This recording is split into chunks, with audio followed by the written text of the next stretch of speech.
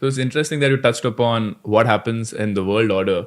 So from since the last financial crisis to what we are seeing currently, do you see any changes that's happening in the world order? Do you see a crash coming anytime soon? What are your thoughts on the macro picture of what's happening in the world? Very good question.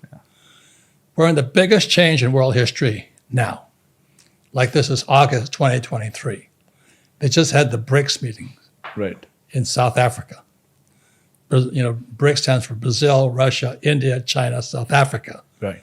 So it is the split between the West and the East. So the West has approximately 1.2 billion people using the dollar. Right. Brazil and Russia, Russia and China have control of about 3.8 billion. So the fight now is between East and West. When you mean West, 1.2 billion people, is that North America and Europe? Generally, yeah. Okay, so that totally is 1.2 billion. Approximately, yes. Got it. The point here is this. The reason I'm happy to be here in India, BRI, India is in the middle. Right. China, South Africa. So the problem is your school systems are Marxist. Most school teachers are Marxists. Can you explain what Marxist is to the They audience? believe in taxation. Sorry? They believe in taxation. Okay. So India is right in between all this right now. So the big shift, I'm not taking sides, it's Russia, China versus America, Europe. And so basically it's, if they go to gold, American dollar's gone. If who goes to gold? If they shift to the China, I don't think they will. The Chinese are threatening to shift the yuan to gold. Okay. Pegging it to gold. Yeah.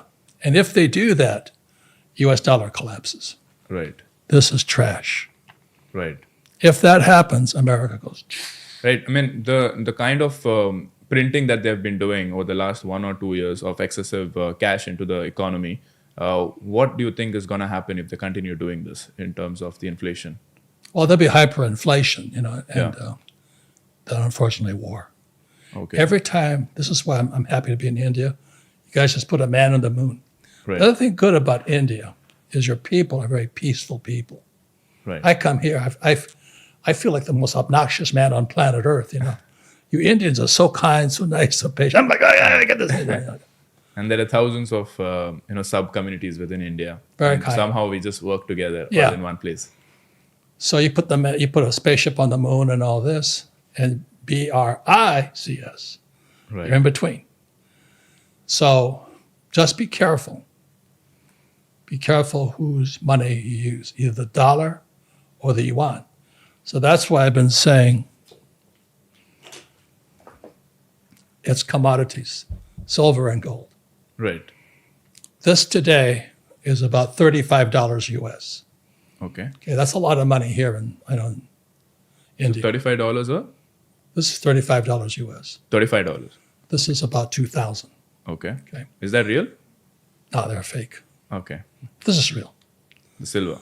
But anyway, so being a capitalist, I own gold mines Okay. and I own silver mines. Okay. So when the dollar crashes, I get richer. Right. And that happens time and time again. That's going to happen now. When do you think it will happen? It's happening right now. America is sliding into depression right now. What I said, it's Brazil, Russia, India, China, South Africa. But it's Russia, China versus America right now. It's the biggest battle in history going on today. And the dollar is going to lose. That so many problems are happening in the formal world's economy. Do you think crypto will be back? Because I've read one of your articles where you mentioned that if the world crashes again, if you have another economic crisis, the price of Bitcoin would go to $1 million.